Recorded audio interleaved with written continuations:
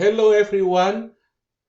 Good morning, good afternoon, and good evening. My name is Robert Ho, and I would like to welcome all of you to the CITP 3312 Fundamental of Information Security Section KV. Right? KV means is a competency-based education. All right.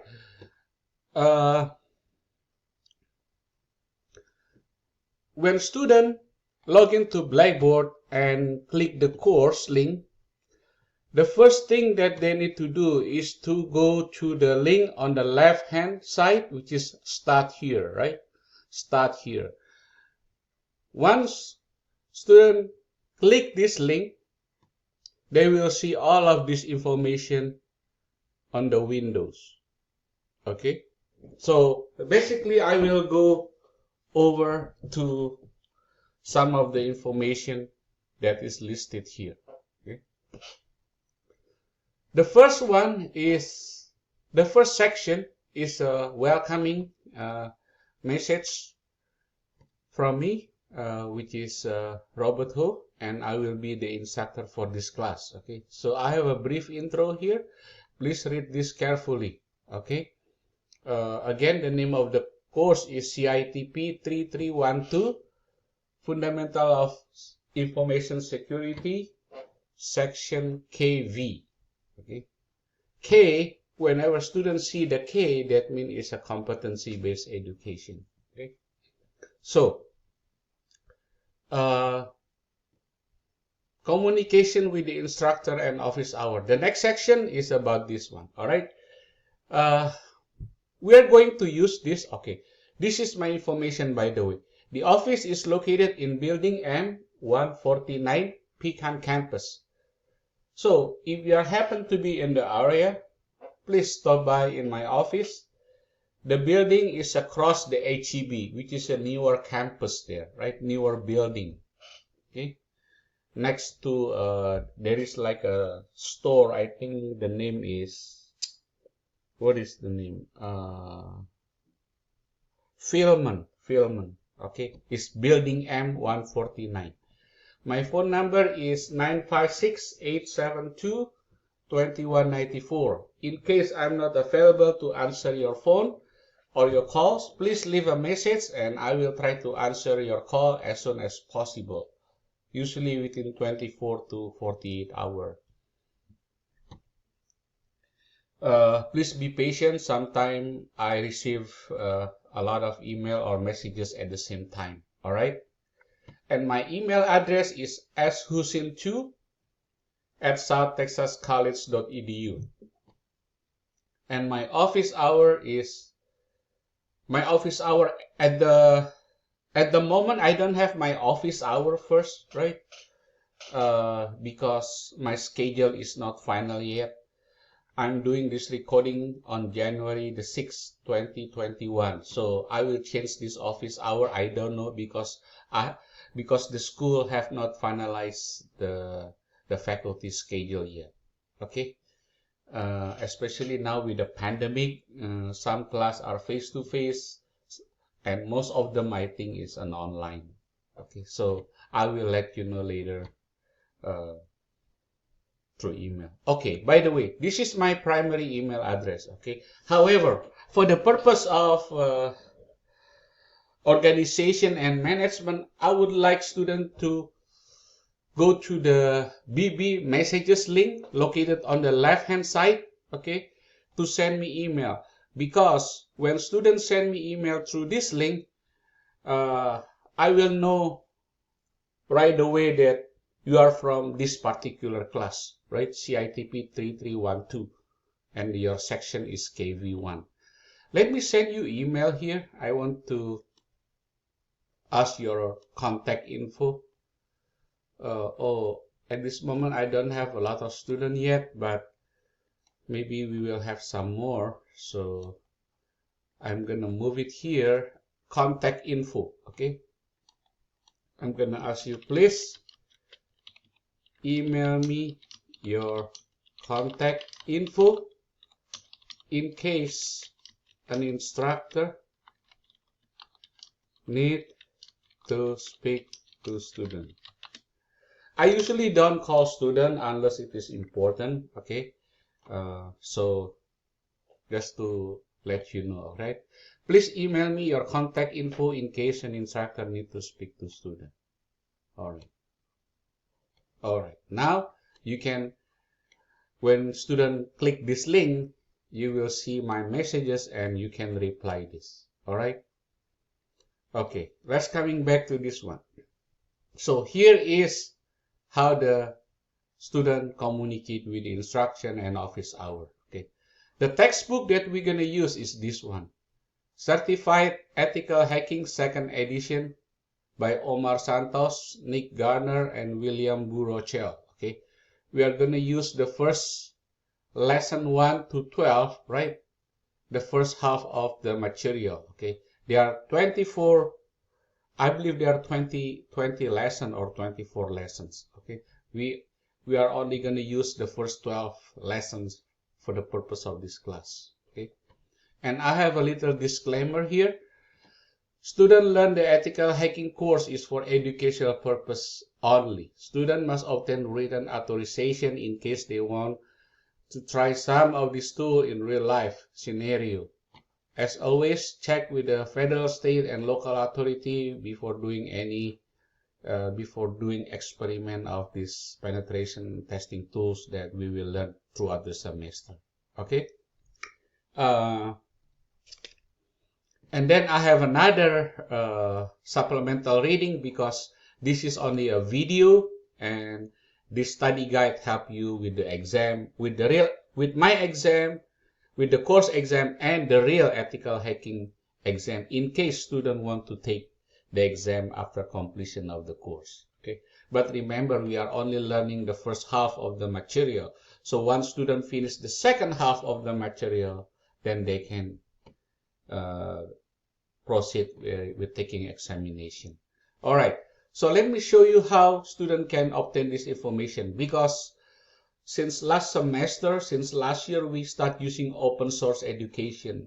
I mean, open source education, basically we try to reduce the cost to the student. So we don't want students to purchase the books anymore. So we try to use whatever resources that we have in the school, okay, in the school library. So you need to have this browser, is called Firefox browser, because to open this textbook, you need to have a Firefox browser. If you don't have this one, please download it.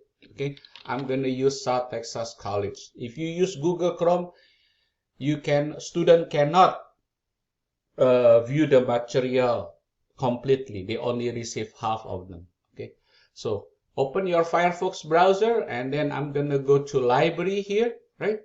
Library. And then from library, I will go to the database link here on the left hand side. And then I'm going to click O, right? O is orally, right? Orally. And let me see. And then I'm going to click orally. And then I'm going to type, then student will type your username and passwords. Let me see if my password is working now.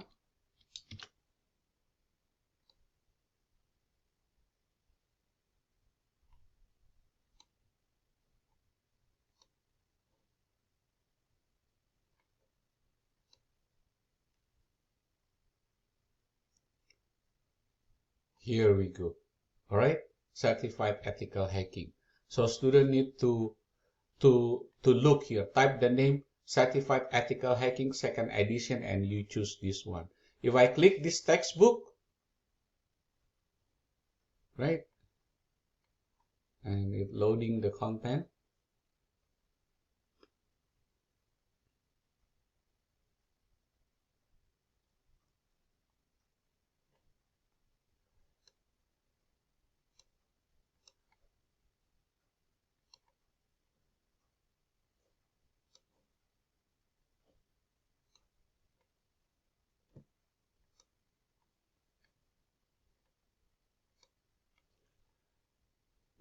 Did it load? Okay, here we go. Whoa, apparently it takes a while to load. So I may need to clear the cache here. Let me pause this video, okay? Okay, I'm here, I'm back. Finally, I'm able to see through all of this. Notice that here we have, let me open this, right? I have all this information.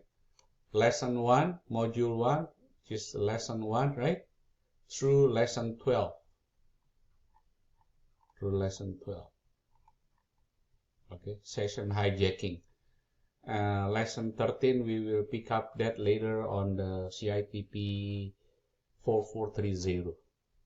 Okay, so now I already mentioned to you about that, and then students also need to have this book, okay? This is a supplemental reading. This will help you with all the pre and the post test, okay? So look for that also in here, okay? In the Orally database, okay? After that, let me see, we talk about this, that, and then the books, right? Okay, training about tutoring and hands-on lab helps using Discord, okay? I have information about how to set up Discord. Let me explain to you what is Discord, okay? Discord is basically one of the way that student can obtain tutoring or technical assistance, especially when student experience some problem while setting up or installing or working on the lab. Okay, so in Discord, this is what Discord looks like. Okay, normally on the right hand side, okay, you will find 3 lab assistants. Their name is Esteban Cedio, Mario Ramirez, and Reno Cantu. So these 3 lab assistants are available Monday to Friday from 8 to 4:30. So if whenever you need help, please utilize that. Okay, please use this application. Okay, I have the information how to set it up. Okay, here in this link. Okay, it's called Discord setup instruction. I'm usually also over there. However, if I'm busy prepping the class or doing some grading, I may not be available. So student can look for Mr. What's his name? I mentioned the lab assistant. Okay. Let me see. What's the next one here?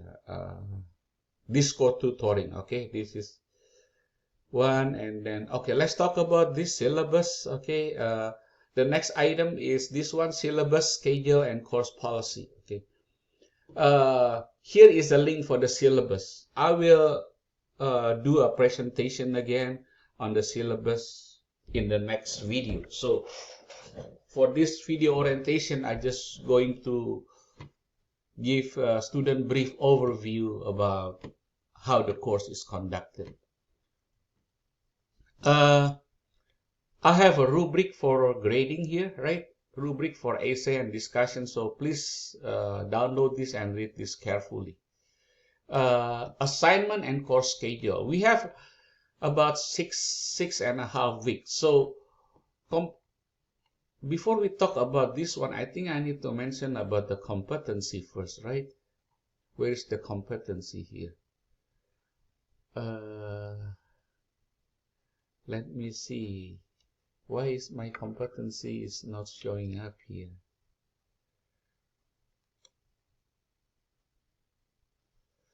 Okay, let me pause here. I don't know why my competency. Oh, here we go. I need to move this one in here. Competency. Okay. Competency essential course. Oh, here. Okay. I get myself confused. All right. So in the syllabus, I think I mentioned to you earlier, I will make another video for the discussion on this or presentation about the syllabus. The rubric for grading, make sure students download these two attached document and read them carefully. All right. Basically, in this course, we have three competency, okay? Competency 1, competency 2, and competency 3. If you notice that competency 1, we have about, what, how many lessons? From lesson 1 through lesson 6, okay? So this is kind of a long chapter. That's why, therefore, we will cover this in 3 weeks. And then we have competency 2. Competency 2, we are going to cover 4 lessons. And we are going to cover this about 2.5 weeks. Okay, we have 4 lessons. And then competency 3, we have 2 lessons. Okay, we are going to cover this in 1.5 weeks. So if you look at the tentative schedule here, where is this? On the syllabus and scheduling. Competency 1, we are going to approximately we will use 3 weeks. Okay, 3 weeks. And then competency 2, once student completed competency 1, then they can proceed to competency 2, which is week 4 to week 5.5. 5.5. So this will be 2.5 weeks. And then once student completed competency 2, they can proceed to competency 3. Week 5.5 to 6 actually. This is not 7, 6.5 now. Okay. So I would say that this is about 6.5 to 7 weeks. Okay. So this is the recommended schedule of assignment. Please manage your time wisely and plan accordingly. Generally speaking, students spend on average about 8 to 10 hours per week depending on their backgrounds. Okay. Their background, their skills. I do understand that most of the students work full-time. So I would suggest that please manage your time carefully. If students think that this is too much for you to finish it in 6.5 to 7 weeks, please reconsider to enroll in a regular semester. Speak to your academic advisor, which is Mr. Manuel Sanchez. Okay. This is the tentative schedule. Remember, all of these competencies students have to complete it in a chronological order. That means in ascending order. If students do not complete it competency 1, they cannot proceed to competency 2. Okay, so remember that they have to be completed in this order: competency 1, 2, and 3. All right. Competency 1, weight 33.33%. Competency 2 also 33.33%, and competency 2 and 3, 33.34%. So when you add all of this, is weighed about 100%. Okay. In order to pass this competency-based format or CBE, students need to have at least 80% or higher on the post-test, right? Post-test 1, post-test 2, post-test 3. This means post-test competency 1, post-test competency 2, post-test competency 3. They have to reach at least 80% or higher. Okay. So if they only get 78, that means student need to retake again. All right. Student have 3 attempts to complete this one. Okay. Student have 3 attempts to complete the post-test. Okay. Okay. What else here? Here, right? Student must score at least 80% or higher on each post-test in order to successfully complete the course. Post-test may be taken twice, with the third attempt at the instructor discretion. At the end of the course, if student is unable to pass any of the post-tests, then student must retake the course. So, generally speaking, based on my past experience, student usually on the second attempt they already completed with 80% or higher. Because when student take the first post-test competency 1, let's say that they failed the first post-competency 1, we usually have a discussion or counseling. So students need to contact the instructor through either Discord, through email, or through the phone, so we can discuss what plan of action that student can take in order to successfully take the post-test on the second attempt. So generally speaking, on the second attempt, they usually pass, okay? So remember this, okay? So the grading scale for this is A, 90 to 100, B, 80 to 89, and 89.9999, and then F, anything below that, okay? So they only have these two options for the competency base. Grading policy, right? Each competency consists of learning activity, one pre-test and one post-test. So for each competency, we have one pre-test and one post-test. Student must attempt the pre-test and earn greater than 0, meaning that it is mandatory for student to take the pre-test. Okay, they cannot skip that. And then earn 80% of higher on the post-test of his competency. If the student finish the first competency, then they can move to the next competency. Let me explain to you what does it mean. Here on the competency folder, right? I have competency 1 folder, right? I have all the material here, lesson 1 through lesson 6, right? And I have a folder called pre-test numbers, competency 1 pre-test too. So students need to take this pre-test. There is no exception that they can skip that. They need to score at least greater than 0. So, by the way, this pre-test will help students to pass the post-test. So it is essential for students to complete this work and understand the concept pretty well. Okay. On the pre-test, although the pre-test is mandatory, but the score will not be counted toward your grade. Only the post-test that will be counted toward the grade. Okay, so this is kind of, please pay attention with it. So we have a pre-test and a post-test. Students need to take the pre-test first. Okay, must score greater than 0. Once they finish the pre-test, as long as they take it, at least they score greater than 0. Let's say that they only score 40. It's okay. You don't need to retake again. Just study the material, review the material, and then take the post-test. Because the one that will be counted toward the grade is only the post-test, only this post-test. Okay.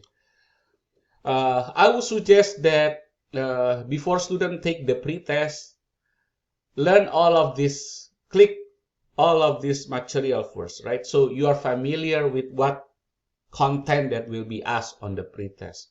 Some people just jump to the pre-test. That's okay too. But the way I learn it, I want to know what curriculum that will be asked on the pre-test. So I go to this each folder. For example, I'm going to click here. I have all the material here, right? Review it and study it, right? Lesson 3, 1 through 4, right? Once you study it, and then take the pre-test. Once the student finish the pre-test, then take the post-test. Okay? So this is how the competency-based education works. Okay. What else here that I want to mention? So I hope that this is clear. I mean, if not clear, then please email it to me. All right. So if students do not pass the post-test with at least 80% on the first attempt, then you will be instructed to review the learning resources located on the competencies for the topic and try to do the report test. Try the post-test again. I usually, when students fail in the first attempt, please call me or email me and we will discuss what strategy or action plan that we need to take. If they don't pass the post-test with at least 80% or higher on the second attempt on the post-test, right? On the post-test, remember, then we need to have the second counseling again, okay?